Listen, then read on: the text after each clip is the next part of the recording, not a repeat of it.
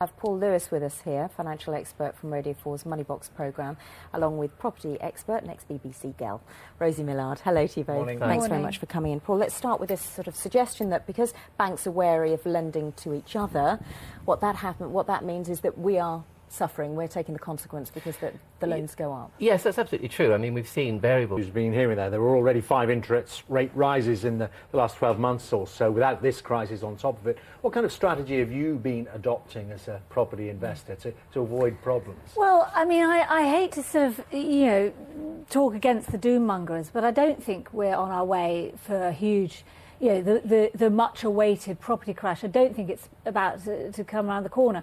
I think that, one needs to be careful, one needs to be risk averse. I nearly went to an auction this week, for example, yesterday in fact.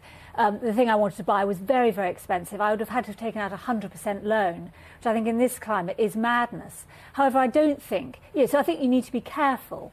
But I don't think we're about to have a property crash. I think if a property crash needs two things: rocketing interest rates, which we haven't got. Interest rates have gone up, but there's no sign that they're going to go up to 15% or 13%. And also unemployment. Interest rates going up a little bit will make people wary of overspending on other things, which is why the high street is saying, oh, blimey, we might be in trouble. But their mortgages are the last thing that they're going to cut back on.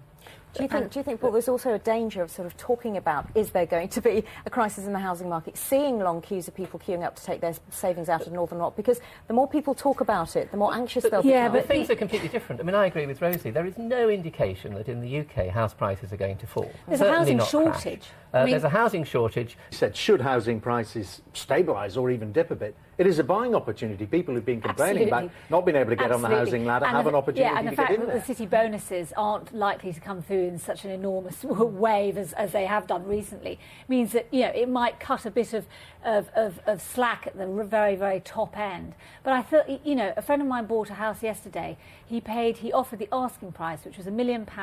There were 3 other people who also offered the asking price. The house was on the market for 4 days, and that was in the home counties.